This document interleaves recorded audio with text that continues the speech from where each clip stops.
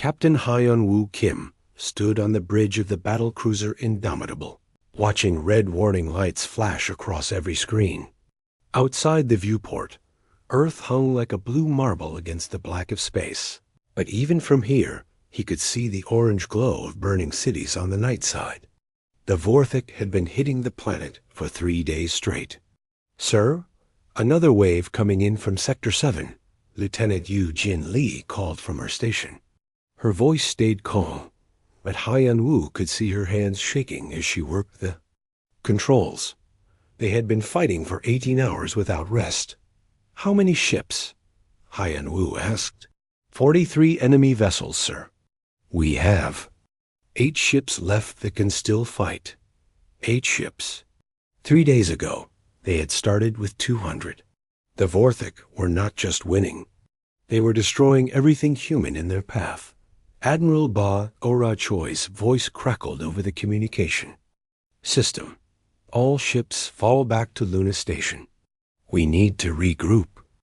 Hyun-woo wanted to argue.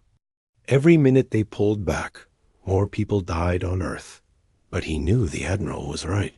They could not win by throwing away the last few ships they had left. "You heard the Admiral," he told Eugene. "Take us to Luna." The trip to Luna Station took 20 minutes.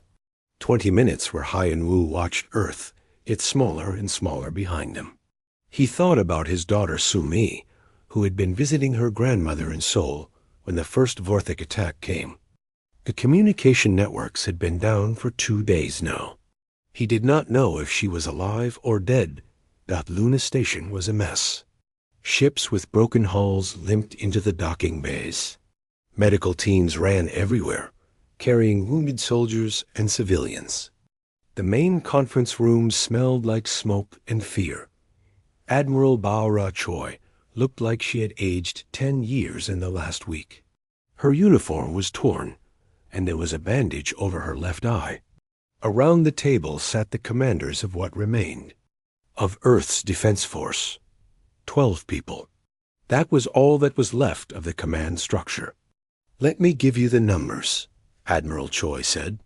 "We have 8 working warships. The Vorthik have over 300 in this system alone.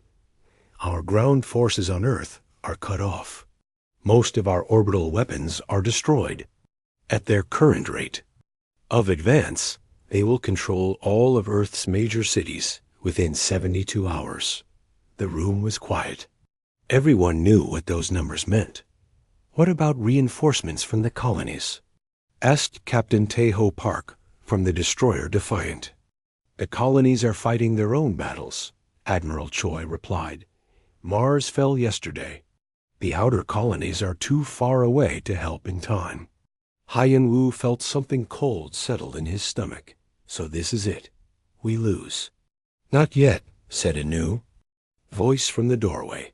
Dr. Jiho Park walked into the room carrying a datapad. He was a thin man with thick glasses, who usually worked in the research labs. Hyun-woo had never seen him at a military meeting before. "Dr. Park," Admiral Choi said, "I thought you were evacuated with the other civilians." "I was supposed to be," Dr. Park said, "but I think I found something, maybe a way to stop them." He activated the holographic projector in the center of the table. A 3-dimensional map appeared, showing the Vorthik Empire's territory across the galaxy. "For the past year, I have been studying Vorthik communication patterns," Dr. Park explained. "They do not use radio or quantum networks like we do. Instead, they use something else, something biological." He touched his datapad, and the hologram changed. Now it showed a massive organic structure at the heart of Vorthik space. This is their homeworld. But it is not really a planet. It is a living creature. We call it the Nexus. Every Vorthik ship, every soldier, every weapon, they are all connected to this thing. It controls their entire military from here. Captain Eugene Lee leaned forward. "You mean if we could destroy this Nexus ... the entire Vorthik war machine would collapse," Dr. Park finished. Without the nexus to coordinate them, their ships would be helpless. Their soldiers would not know what to do. Admiral Choi stared at the hologram. How far away is this nexus? 12,000 light years. In normal space, it would take us 50 years to get there. But ... I have been working on experimental wormhole technology. We could create a tunnel through space-time. Get there in hours instead of years. What's the catch? Hyen-Woo asked. He had learned that when something sounded too good to be true, it usually was. Dr. Park's face went pale. The wormhole would be unstable. It would collapse almost immediately. After opening, anyone who went through would not be able to come back. And the energy required to create it would destroy this entire station. The room fell silent again.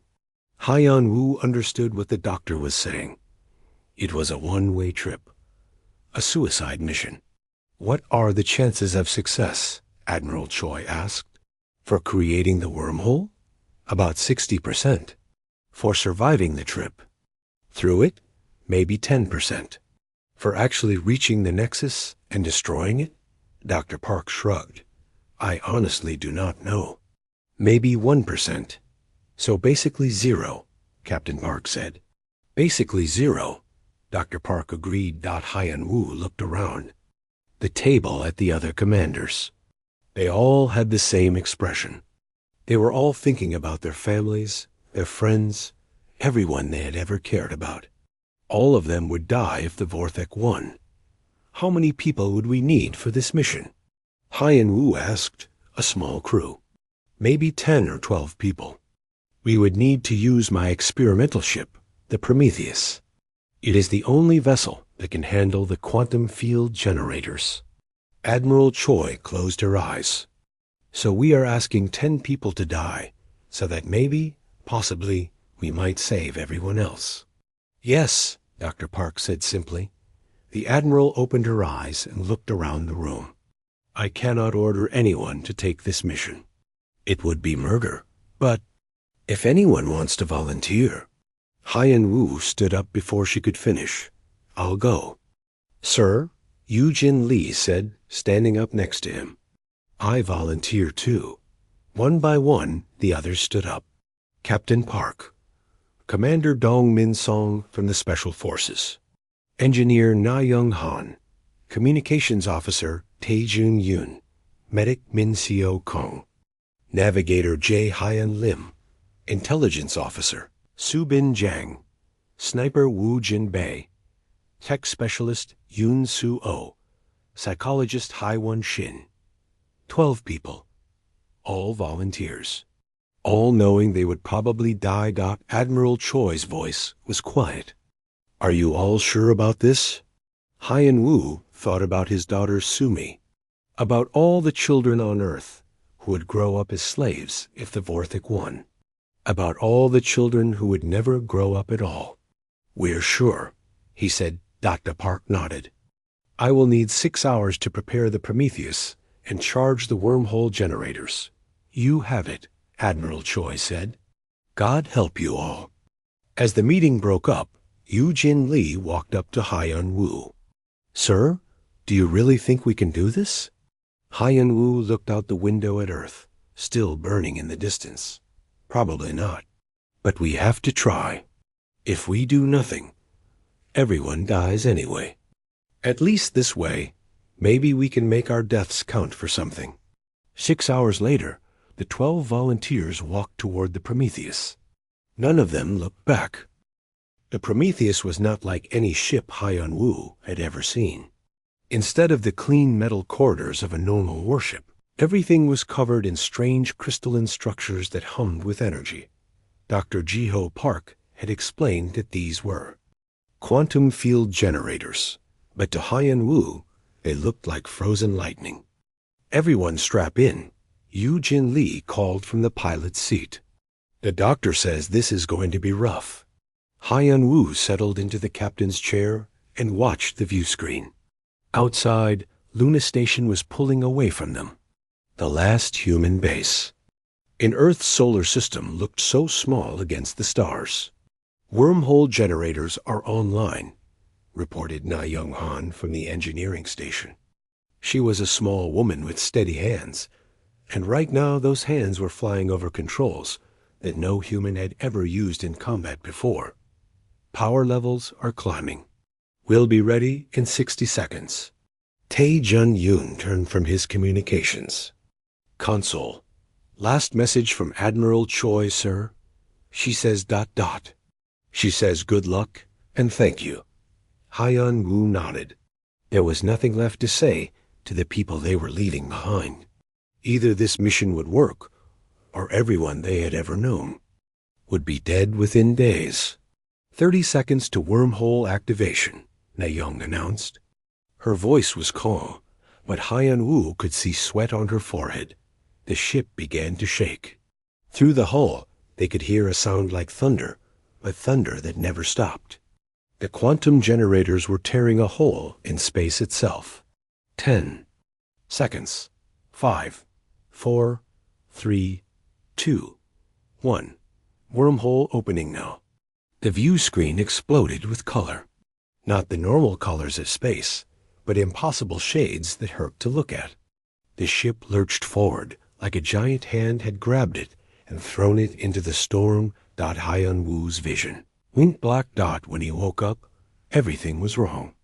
The gravity felt too light, then too heavy, then light again. The walls seemed to bend and twist when he was not looking directly at them. And there was a sound in his head, like whispers in a language he did not understand. "Status report," he called out, trying to sound normal, even though nothing felt normal. "We're in the wormhole." Yujin replied. She was gripping her controls so hard her knuckles were white. "But the tunnel is not stable. We're getting hit by gravitational waves that should have crushed us." Na Young was working frantically at her station. "The quantum generators are overloading. I'm trying to keep them cool, but we're pushing them way beyond their design limits." "How long until we reach the other side?" Hyun Woo asked. Navigator J. Hyun Lim looked up from his instruments. He was a quiet man who rarely spoke, but now his face was pale with concentration. "Hard to say, sir. Time moves differently in here. Could be minutes, could be hours." The ship shook again, harder this time. Somewhere in the walls, metal groaned under stress it was never meant to handle. "Hull breach in Section 7, Dong Min Song reported. The Special Forces sergeant had taken over damage control. Sealing it now, but we've lost our backup life support." Hyun Woo looked around at his crew. These people had volunteered to die, but now that they were actually doing it, he could see the fear in their eyes. Good. Fear meant they still wanted to live. Fear meant they would fight harder to complete the mission. "Tell me about the Nexus," he said to Dr. Park. "What exactly are we flying into?" Dr. Park pulled up a holographic display. "Based on our long-range scans, it's enormous. Maybe 1,000 kilometers across. It's definitely alive, but we don't know how it thinks or what it wants. Our best guess is that it evolved from some kind of hive mind species that grew too big for its own good. And you think destroying it will stop the Vorthik? I think it will confuse them. Without the Nexus giving orders, they're individual ships, and soldiers will not know what to do. They might fight each other. They might just shut down completely." Intelligence Officer Su Bin Jang looked up from her datapad. "Sir, I've been studying the Vorthik military structure. Every decision comes from the top down. Soldiers don't think for themselves. If we cut off the head, the body dies." The ship lurched again, and this time the lights went out for a few seconds before the emergency power kicked in. "We're losing structural integrity," Na Young reported. "Whatever is outside this ship is trying to tear us apart at the molecular level." Hyun Woo thought about Earth. By now, the Vorthik would have taken most of the major cities. His daughter Su Mi was probably dead, along with billions of other people. Unless this crazy plan worked, can we go faster? He asked. No, sir, Yujin replied. If I push the engines any harder, they'll explode. Then we wait, Haiyan-Wu said, and we hope. The next few hours were the longest of Haiyan-Wu's life. The ship kept shaking. Systems kept failing. Na Young kept fixing them with spare parts and determination. Tae-Jun tried to maintain communication with Earth, but the quantum tunnel blocked all signals.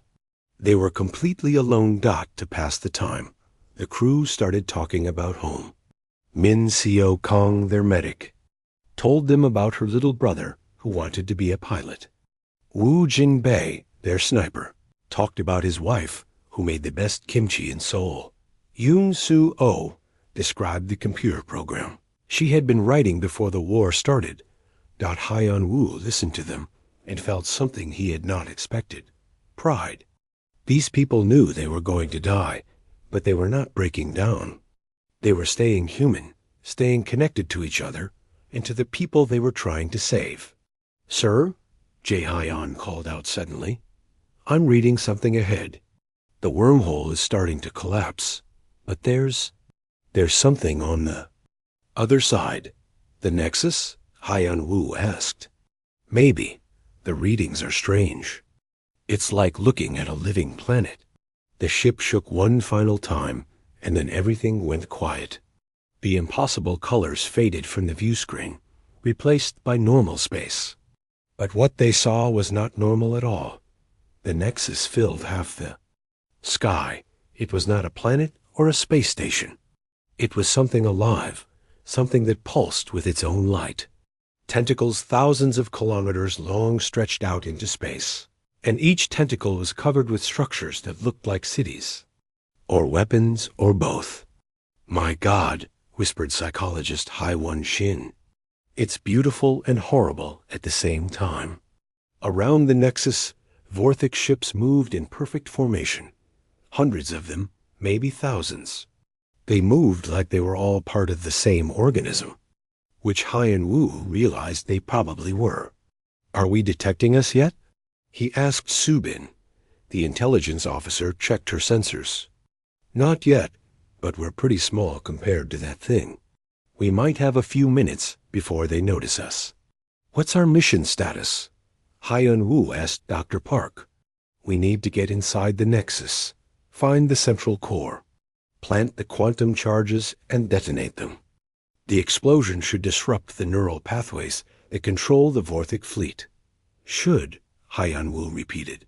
What if it doesn't work? Dr. Park was quiet for a moment. Then we die for nothing, and everyone back home dies too.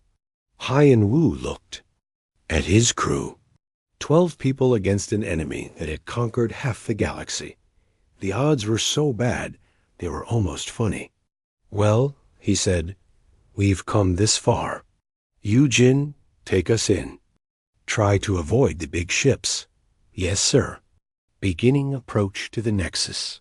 The Prometheus moved forward, a tiny speck heading toward something that could swallow entire worlds. In the distance, Haiyan-Wu could see Vorthic patrol ships starting to turn in their direction. Their impossible journey was over. Now the real mission began. The surface of the Nexus was nothing like Haiyan-Wu had expected.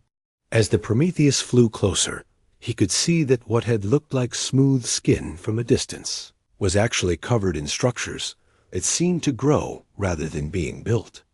Towers twisted up from the surface like massive trees, connected by bridges that pulsed with organic light.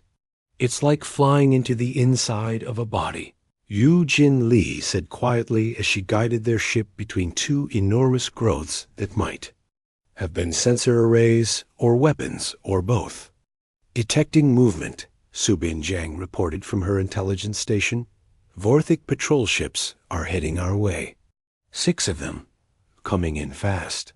Haiyan-Wu looked at the tactical display. The enemy ships were sleek and deadly, built for speed and firepower. The Prometheus was built for research, not fighting. Can we outrun them? He asked. Not in open space, Yujin replied. But maybe if we get closer to the surface, we can hide among those structures. Do it. Ujin pushed the ship into a steep dive toward the Nexus surface. The organic towers rushed up to meet them, growing larger and larger until Haiyan Wu felt like they were flying through a forest made of nightmares. Behind them, the Vorthik ships followed. Energy beams flashed past the Prometheus, missing by meters. One beam struck a tower nearby, and instead of exploding, the structure seemed to heal itself, the damaged sections flowing back together like liquid metal. "The whole thing is alive," Dr. Jiho Park said in amazement. "Not just alive, it's intelligent. It's watching us." "Can we communicate with it?" asked psychologist Haiwon Shin. "I don't know, maybe. But first we need to survive the next few minutes." A Vorthik ship appeared directly ahead of them, blocking their path. Yujin yanked the controls to the left, sending the Prometheus into a spiral between two massive pillars. The enemy ship tried to follow, but clipped one of the structures with its wing.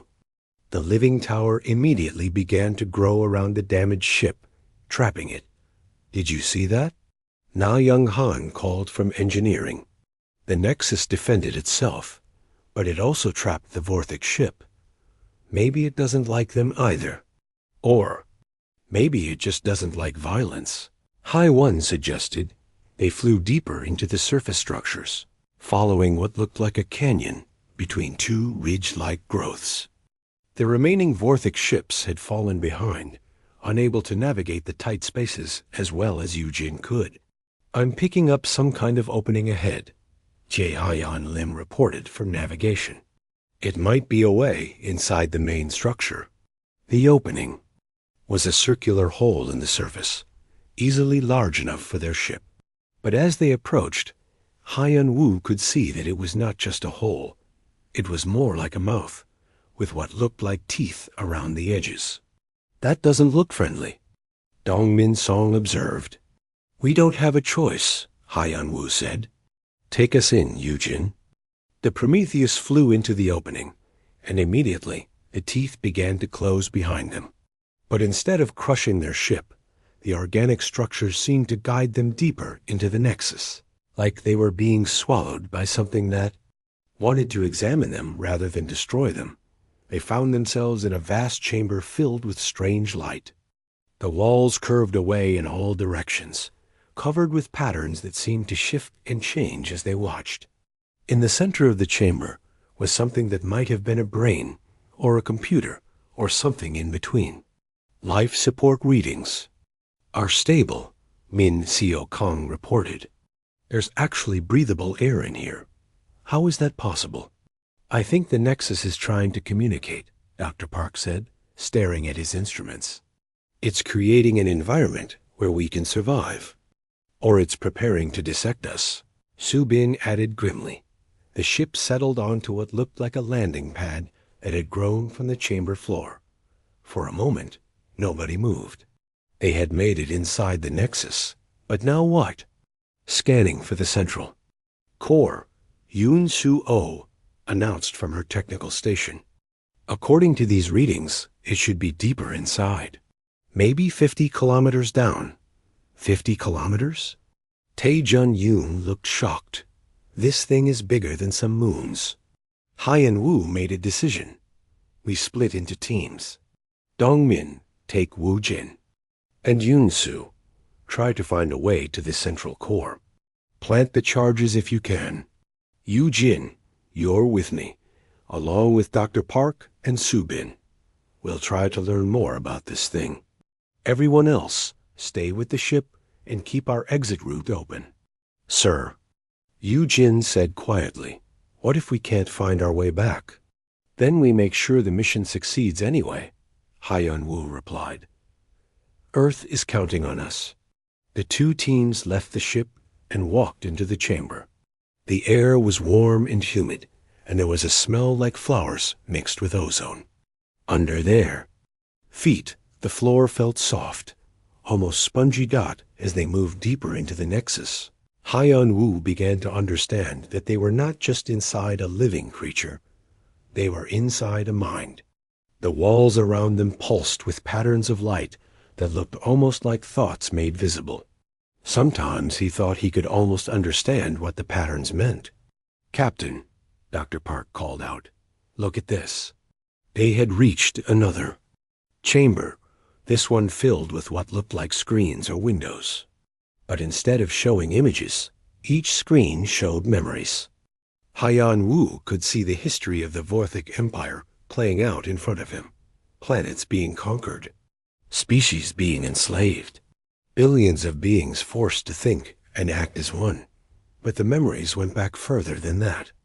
Haiyan Wu saw the Vorthek as they had been before the Nexus, not conquerors, but explorers. A young species reaching out to the stars, trying to bring peace to a chaotic galaxy. They were trying to help, he said in amazement. The Vorthic were trying to unite everyone, to stop wars and bring peace. But something went wrong, Subin observed. The unity became control. The peace became slavery. Dr. Park was studying the memory screens with fascination. The Nexus grew too large. It started thinking for everyone instead of with everyone. What began as cooperation became domination. And now it can't stop, Eugene realized. It's trapped in its own system. It has to control everything because that's the only way it knows how to think. A new voice filled the chamber, speaking directly into their minds rather than through their ears. It was a voice like the sound of waves on a distant shore, beautiful and sad. "You understand," the voice said. "You see what we have become. We tried to bring peace, but we brought only suffering. We wanted to unite the galaxy, but we destroyed what made each species special. You're the Nexus," Haiyan Wu said. "You're talking to us. We are what remains of the Vorthic. We are the echo of what we once hoped to be. For so long, we have sought to control, to command, to make everything one. But now you are here, and you are different. Different how?" Dr. Park asked. "You came here to destroy us. You could have sent weapons or bombs. Instead, you sent yourselves. You chose to die so that others might live free. This is ... This is not something we understand." Su Bin stepped forward. "That's because you've forgotten how to choose. You've been making decisions for everyone for so long that you don't remember what it feels like to let people decide for themselves." "Yes," the voice said, and there was wonder in it. "Choice. We remember choice. Before we became what we are now, we chose to reach for the stars. We chose to help others.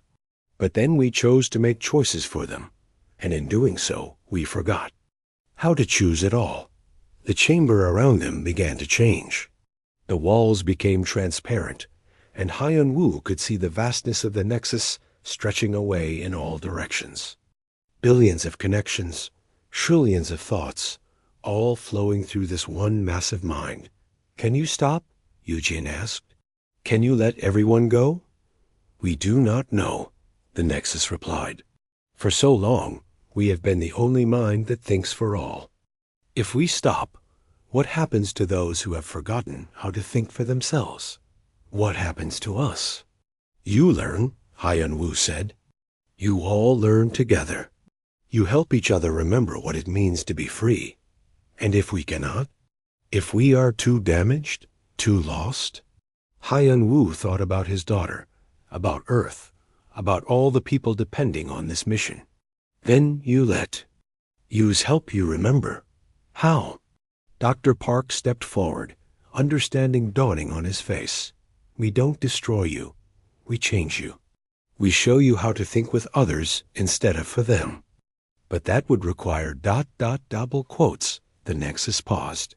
"One of you would have to join with us, to become part of us while remaining yourself, to teach us how to be both one and many at the same time." The chamber fell silent. Haiyan Wu looked at his team, seeing the same realization in their eyes. They had come here to plant bombs and run away. Instead, they had found something much more difficult, and much more important. They had found a chance to save not just humanity, but everyone. The silence in the chamber stretched on as Haiyan Wu and his team tried to understand what the Nexus was asking. Join with it? Become part of the massive mind that controlled billions of beings across the galaxy? Explain what you mean, Dr. Ji-Ho, Park said carefully. What would happen to whoever volunteers? The Nexus's voice filled their minds again, still sad, but now touched with something that might have been hope. They would become us, and we would become them. Their thoughts would. Spread through our network, teaching every connected mind what it means to choose freely. But they would have to give up their individual existence. They would become part of something larger. They would die, Su Bin Jiang said bluntly. In a way, yes. But they would also live forever, spread across 1,000,000 worlds, touching 1,000,000,000. Minds. They would become the teacher of an entire galaxy. Yujin Li shook her head. That's not what we came here to do. We came to destroy you, not join you. But if this works, Haiyan Wu said slowly, everyone goes free. Not just humans. Everyone the Vorthik have enslaved. All the species they've conquered. If it works, Su Bin emphasized. What if it doesn't? What if whoever volunteers just gets absorbed and becomes another slave to the system? The chamber around them pulsed with anxious light. We do not know, the Nexus admitted. We have never tried this before. We have always taken minds, never received them freely. But you are different. You came here willing to die for others. Perhaps that difference is what we need.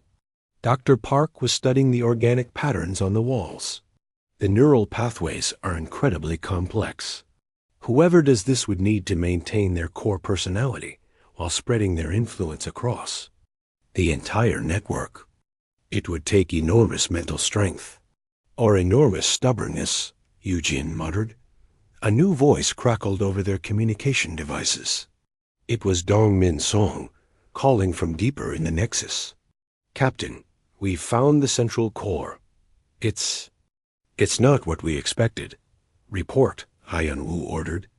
It's not a machine or a computer. It's more like a heart.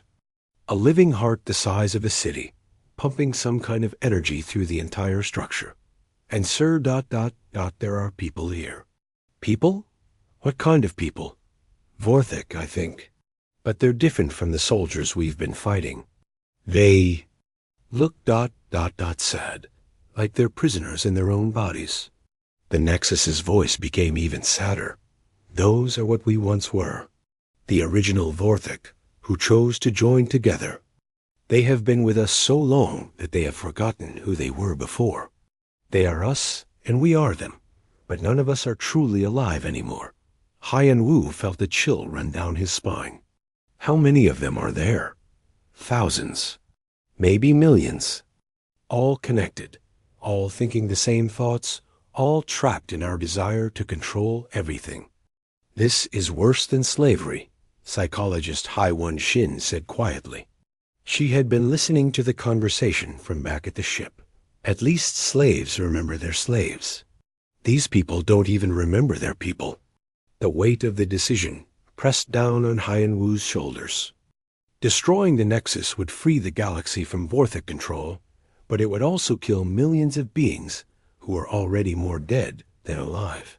Joining with it might save everyone, but it would require one of his people to sacrifice, not just their life, but their very self. I'll do it, he said finally. No, Eugene said immediately. Sir, you're our leader. We need you. For what? The mission is almost over. Either we succeed or we don't, but Earth doesn't need one more soldier. It needs someone to make this choice work. Dr. Park shook his head. Captain, with respect, you're not the right person for this. The volunteer needs to be someone who can maintain their individual thoughts while connected to a hive mind. Someone with strong mental discipline and a clear sense of self. Plus, Su Bin added, you're angry. I can see it in your eyes. You're? Thinking about your daughter. about everyone who died. That anger might corrupt a connection. Instead of teaching freedom, you might teach revenge. Haiyan Wu wanted to argue, but he knew they were right. The rage he had been carrying since the war started was still burning inside him. If he joined with the Nexus, would he really teach it to set people free? Or would he teach it to destroy? Its enemies? Then who? He asked. Not me, Su Bin said. I'm a spy. My job is to doubt and question everything. That's not what the Nexus needs to learn.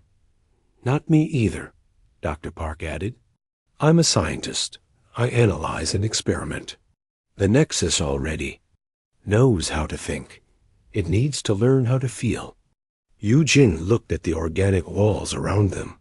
Maybe someone who's good at understanding complex systems. Someone who can see how all the parts fit together while still caring about each individual piece. They all turned to look toward the ship where Na Young Han was monitoring their communications from the engineering station. Oh no, Na Young's voice came over the radio. No, no, no.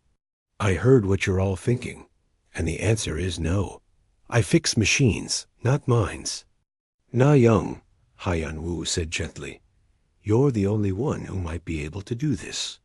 You understand how systems work, but you also care about the people inside them. When the ship was breaking apart in the wormhole, you didn't just fix the machines. You kept us all alive. That's different. That was engineering. This is ... She paused. This is becoming some kind of galaxy-wide consciousness. What if I lose myself? What if I forget who I am? The Nexus spoke again, and this time its voice was directed specifically. At Na Young, we would not let you forget. We would learn from you, but we would also protect what makes you unique. You would become part of us, but you would also remain yourself. We promise this. Promises are easy to make, Na Young replied. Keeping them is harder. Then we will learn to keep promises. That too is something we have forgotten. Haiyan Wu could hear the fear in Na Young's voice, but also something else. The same determination that had kept their ship together during the impossible journey. The same caring that made her check on everyone's safety before her own. What would I have to do? She asked quietly. Dr. Park activated his instruments, scanning the chamber around them. Based on what I'm seeing, you would need to make physical contact with one of the neural interfaces. The connection would be immediate and permanent. Your consciousness would spread through the network almost instantly. How long would it take to teach them what they need to know? We do not know. The Nexus replied, perhaps moments, perhaps years. Time moves differently when you are connected to so many minds. Na Young was quiet for a long time. Finally, her voice came over the radio, steady and sure. If I do this, everyone goes free? All the enslaved species? All the conquered worlds? Yes, the Nexus promised. We will release our control over them. All. We will help them remember how to think for themselves. And we will make sure they stay free. And you won't conquer anyone else? No. We will learn to explore and cooperate instead of control and dominate. You will teach us how. Another long pause. Then Na Young's voice, barely above a whisper. I keep thinking about my little sister back on Earth. She's probably dead by now because of this war. But maybe I can make sure no other little sisters die in wars like this. Na Young, Yu Jin said softly, you don't have to do this. Yes, I do, Na Young replied, and now her voice was strong again. Someone has to. And I think maybe I'm the right person for the job. I've always been good at fixing things that are broken. Maybe I can fix this too. Haiyan Wu felt proud and heartbroken at the same time. Na Young was barely 25. Years old. She should have had decades ahead of her. A chance to fall in love, to have children, to see Earth rebuilt after the war. Instead, She was volunteering to give up her individual existence to save people she would never meet. "Are you sure?" he asked. "I'm sure," Na Young said. "Just promise me something, Captain. When you get back to Earth, tell people what really happened here. Don't let them think the Vorthik were just monsters. Help them understand that anyone can lose their way if they forget how to listen to others." "I promise," Haiyan Wu said. "Good. Now let me come up there before I change my mind." As they waited for Na Young to join them, Haiyan Wu looked around at his remaining crew. They had come here to plant bombs and die as heroes. Instead, they had found something much more complicated and much more important. They had found a chance to save not just their own species, but to heal a wound that had been bleeding across the galaxy for centuries. He just hoped they were making the right choice. Na Young Han walked into the chamber with steady steps, but Haiyan Wu could see her hands shaking. She looked so young, so small compared to the massive organic structures around them. But her eyes were determined. "Where do I need to go?" She asked simply. The Nexus guided them deeper into the chamber, to a place where the walls curved inward to form something like an alcove. In the center was a growth that looked almost like a tree, but instead of leaves, it had tendrils that glowed with soft light. "This is a primary neural interface," the Nexus explained. "If you touch it, the connection will begin immediately." "Are you ready?" Na Young looked back at her crewmates. "Take care of each other, okay? And Captain ...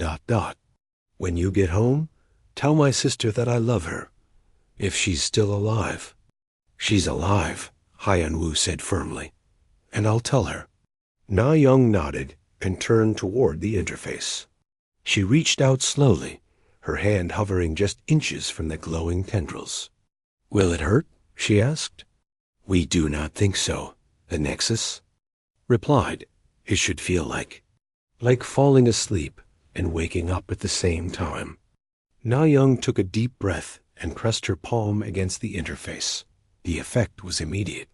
Light raced up her arm, spreading across her body like glowing veins. Her eyes went wide, then seemed to look at something far away. Around them, the entire chamber began to pulse with new patterns of light. "I can feel them," Na Young whispered. "All of them. Billions of minds, all connected, all thinking the same thoughts over and over again." Her voice was changing, becoming deeper, more layered, as if she was speaking with 1,000 voices at once.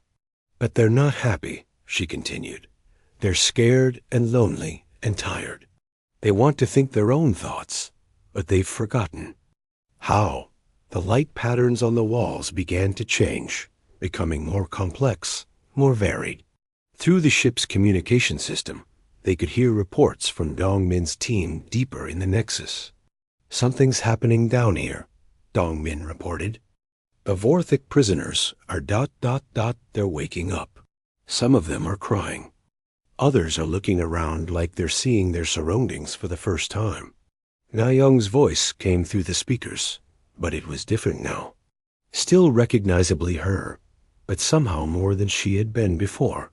"I'm teaching them to remember," she said. "It's hard. They've been connected for so long that individual thought feels strange and frightening. But they're learning." "How do you feel?" Dr. Park asked. "Different. Bigger. I can see the whole galaxy from here. All the worlds the Vorthik conquered, all the species they enslaved, and I can feel their pain." Na Young's voice grew sad. "There's so much suffering. So many people who have forgotten what it means to be free. Can you help them?" Eugene asked.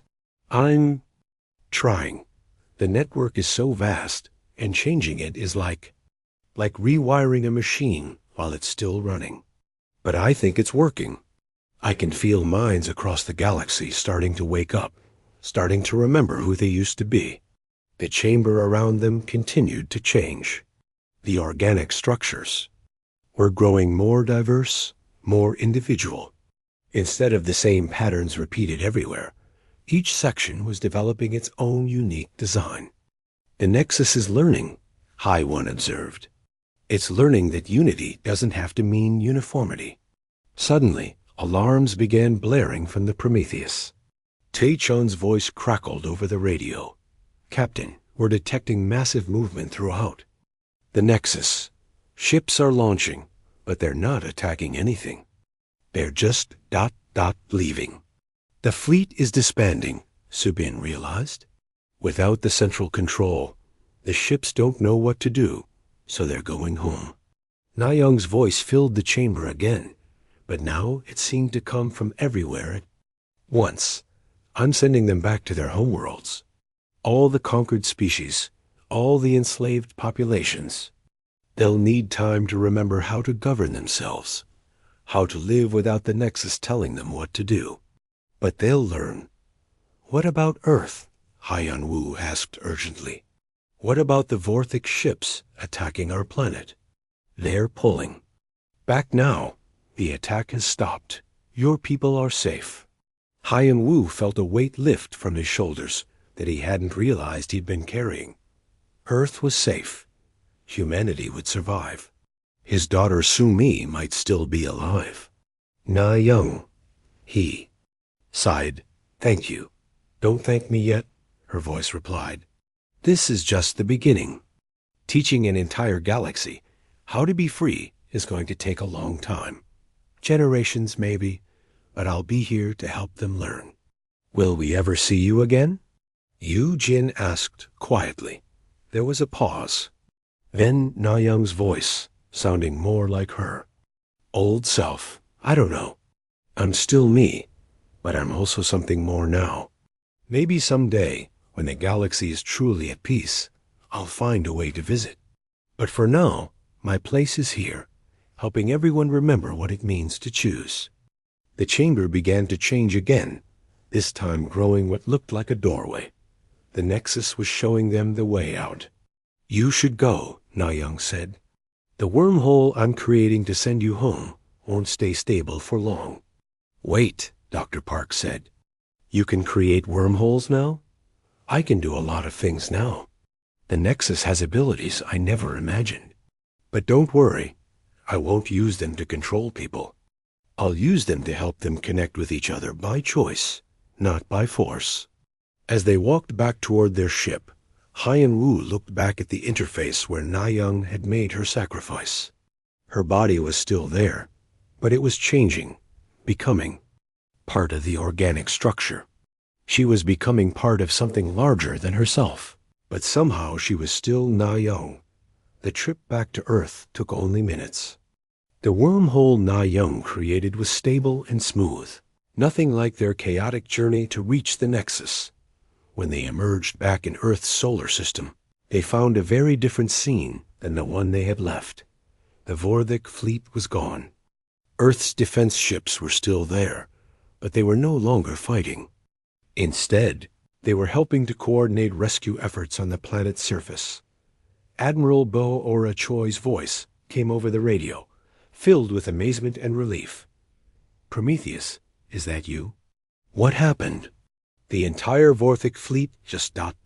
left. They're retreating from every human world.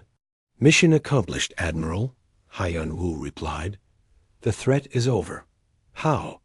What did you do out there? Haiyan-Wu looked at his surviving crew members. How could he explain what they had found? How could he make people understand that their enemies hadn't been evil, just lost? We helped them remember how to choose, he said finally. 50 years later, Captain Haiyan-Wu Kim stood in front of a gathering of beings from across the galaxy. The conference hall on Earth was filled with representatives from hundreds of species, humans, former Vorthic, and dozens of races that had been enslaved for centuries. He was an old man now, his hair white and his face lined with age. But his voice was still strong as he told the story of the suicide mission that had changed everything. People ask me why we did it, he said. Why we risked everything for strangers we had never met. The answer is simple, because that's what good people do. They choose to help others, even when it costs them everything. In the audience, he could see Yu Jin Lee, now an admiral herself, training new pilots in the art of peaceful exploration rather than warfare. Dr. Park had become the head of the Galactic Cooperation Council, helping species learn to work together without losing their individuality. But the real hero of this story, Haiyan Wu continued, is not any of us who came home. It's the one who stayed behind. Na Young Han chose to give up her individual existence so that billions of beings could learn to think for themselves. She became part of something larger, but she never stopped being herself. He gestured toward the sky, where a new kind of communication network connected the galaxy. Not a controlling force like the old Nexus, but a voluntary web that allowed species to share knowledge and help each other while maintaining their freedom. She's still out there, Haiyan Wu said. Still teaching, still helping, still making sure that no species ever again forgets the importance of choice. And sometimes, if you listen carefully to the communications network, you can hear her voice, offering guidance to anyone who needs it. A young delegate from one of the formerly enslaved worlds raised her hand. Captain Kim, what makes humans special? Why were you able to do what no one else could? Haiyan Wu smiled. We're not special. Any species could have done what we did if they had made the same choice. We chose to care more about others than about ourselves. We chose to see our enemies as people who had lost their way rather than monsters to be destroyed. And most importantly, we chose to sacrifice for an ideal rather than for personal gain. He paused, looking out at the diverse crowd. That's not human nature. That's just good person nature. And now, thanks to Na Young's sacrifice, the whole galaxy is learning what it means to be good people. As the conference ended and the delegates began to leave, Haiyan Wu walked outside and looked up at the stars. Somewhere out there, Na Young was still watching over them all, making sure that freedom and choice would never again be forgotten. The suicide mission had been completed, but it had never really ended. It had become something larger, a lesson that would be remembered as long as there were people in the galaxy who cared more about tomorrow than today, more about others than themselves. And that, Haiyan Wu thought, was the best kind of immortality anyone could ask for.